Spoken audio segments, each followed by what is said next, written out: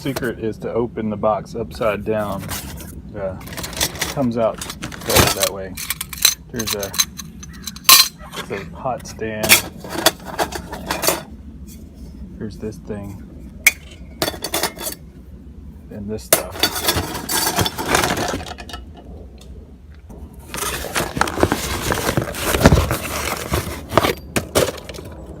I think this is a combination fuel cap and lighter.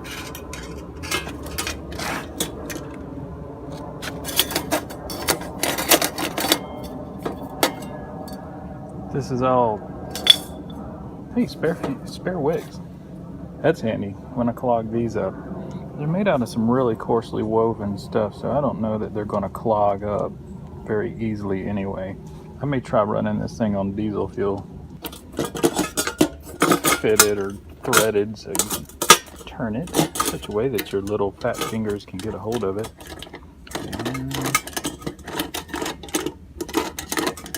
Apparently this runs the wick up and down. See how smart I am?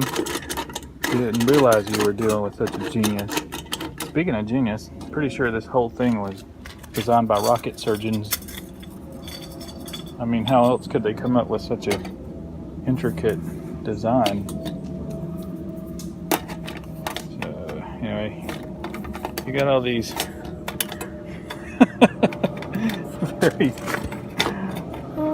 precision stamped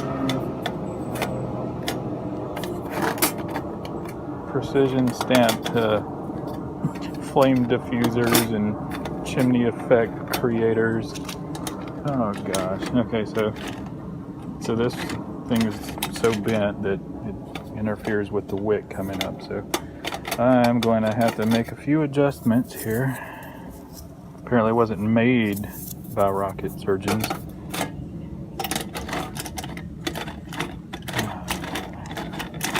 Alright, well, I'm going to fool with it for a minute, and instead of boring you to death with me bending a piece of sheet metal, I'll come back.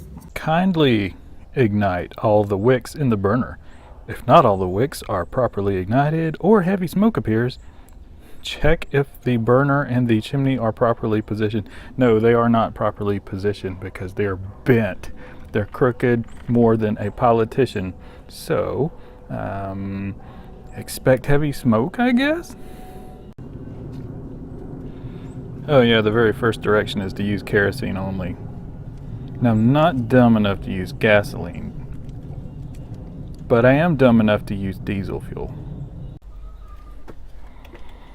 Alright, so I gave it a couple of minutes to kind of warm up and do its thing, and if I turn it up it does that, which is no bueno. So I'm thinking like adjust it down until it just barely stops making an orange flame that will make the bottom of your pot nasty. So I'm going to try it right about there, and I've got 2 carefully measured cups of water. I'm going to set this thing on here and time it and see how long it takes. Alright, so after turning the flame up, so I got a nice big orange flame underneath, definitely made a more vigorous boil here. But what it also did was soot up the side of my pot. So if you want a big hot flame like that, then be prepared to have to scrub your pots off later. Up to you. Anyway, I gotta do stuff, so I gotta shut it off now. But the next step, we're going to fry some sausage in this thing. That's the real test.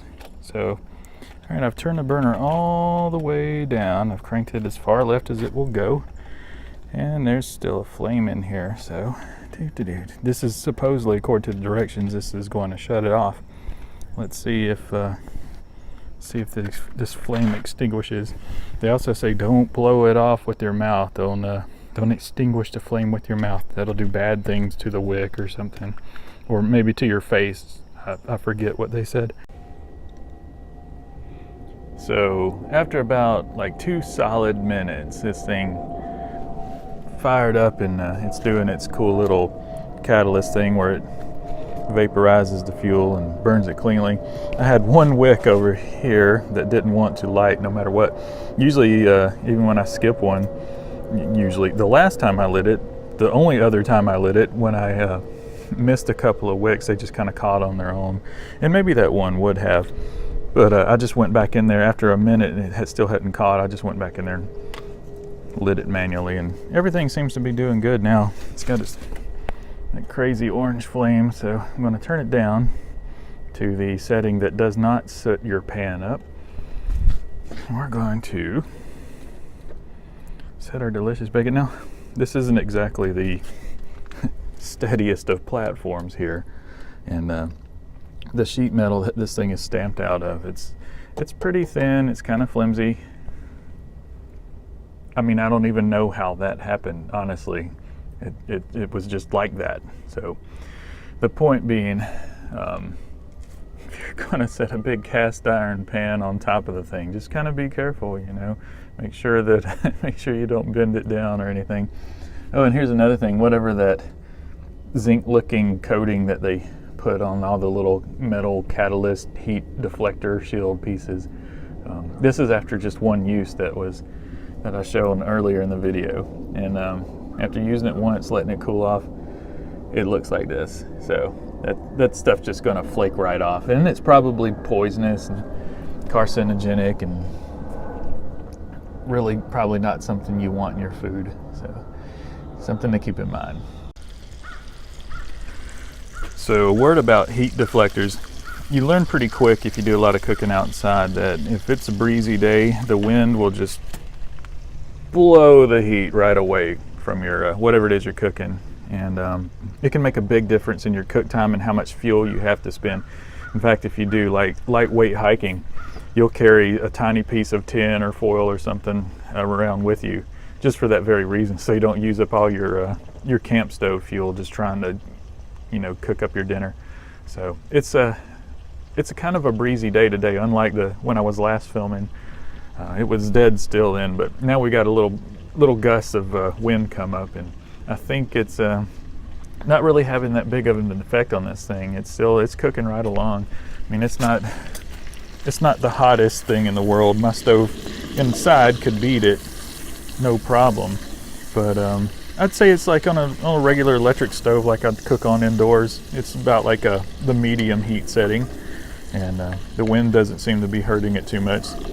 It's doing just fine. So I imagine if you put something around it, built a little wall around it, or put up a piece of tin or something, you could probably cook even faster if you were in a hurry or trying to save some fuel.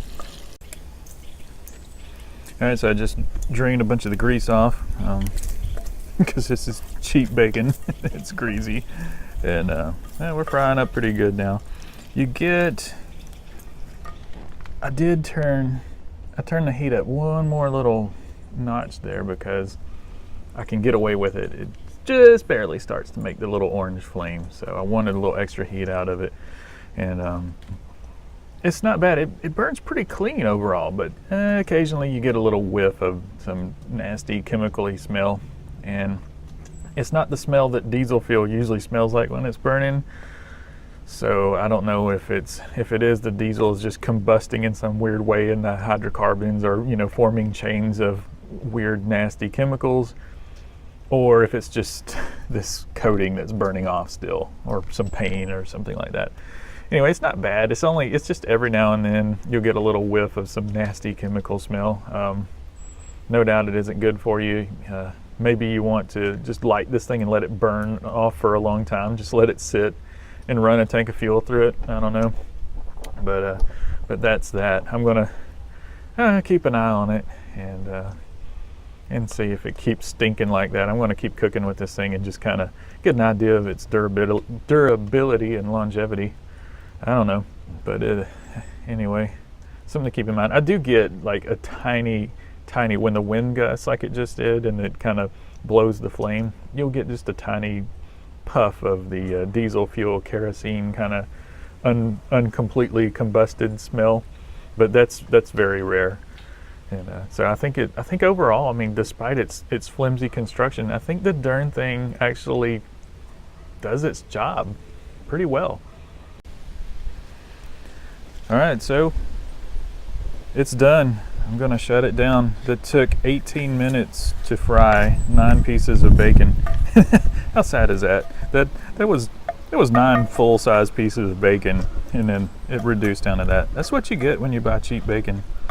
But anyway,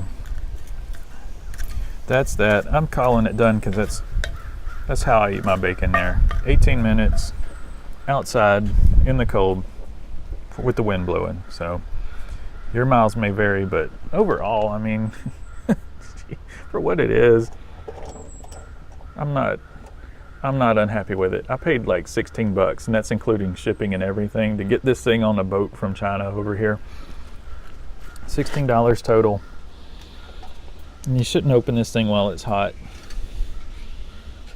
but I can't tell that the fuel level has dropped any. It's maybe a little bit. It looks about like it was in the same place when we started. So I'm just going to keep cooking on this thing. I'll do some, I don't know, maybe it may even be pointless to do fuel consumption tests, because I don't think it's going to use a lot, especially diesel. I don't think it's going to use much fuel anyway. I mean, you want to know how much fuel it uses? A little bit. There you go. All right, you know what? I'm back. I was thinking about it. I can do a fuel consumption test on this thing, because what I can do is I can weigh it. Then I can let it run for an hour, and then let it run for another hour, and keep weighing it. And then I can do like the conversion weight of diesel fuel to volume, and then kind of give you guys an idea of how much fuel this thing burns when it runs on diesel. So let this thing cool down completely. I went and I filled it all the way up, and notice something I wanted to point out to you. None of this is sealed. This flange here has no seal, no gasket whatsoever. It's just the sheet metal has been stamped and peened over. You can see the dimple right there. It's been peened over, and it just kind of holds itself on to the fuel tank. The fuel tank filler cap, no seal, nothing, no gasket, no seal, and that stupid little metal tang that holds the lighting wick that I'll never use kind of gets in the way if you close it. Sometimes it pushes the thing off. I'm probably going to cut that thing off, light it with a stick with a burning end or something if I have to. But anyway, I filled it all the way up, and honestly, I'll never fill it all the way up again. I'll always fill it 3/4 of the way up or something, because if you tilt this thing at all right now with it totally full, fuel will run out of here and here. Not a good thing. But anyhow, on with the test. So I've got a digital kitchen scale here. I'll let it tear out. We're gonna, got it set on pounds and ounces.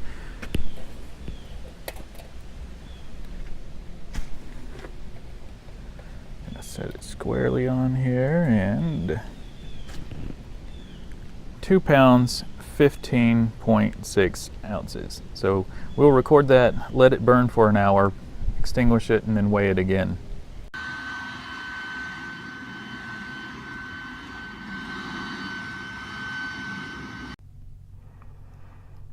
All right, so I took some really super amazing footage of me weighing this camp stove and letting it run and burn, and then weighing it again, and then doing some math, and there was like calculators and things involved. That footage is gone.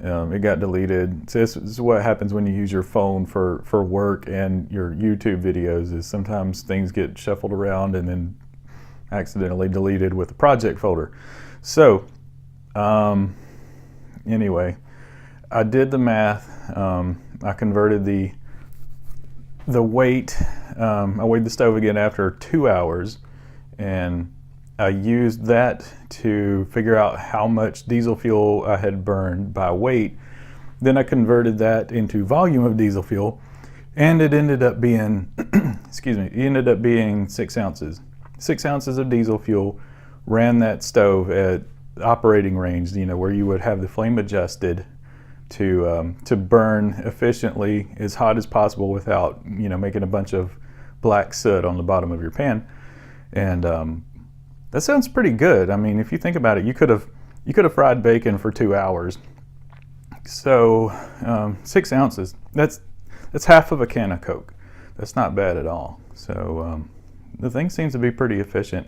I'm happy with it. I'm going to keep cooking different things on it and see what happens. And I don't know about the longevity of this thing, because it's, man, it's flimsy. But it was 16 bucks. You know, you could buy one and let it sit in the corner.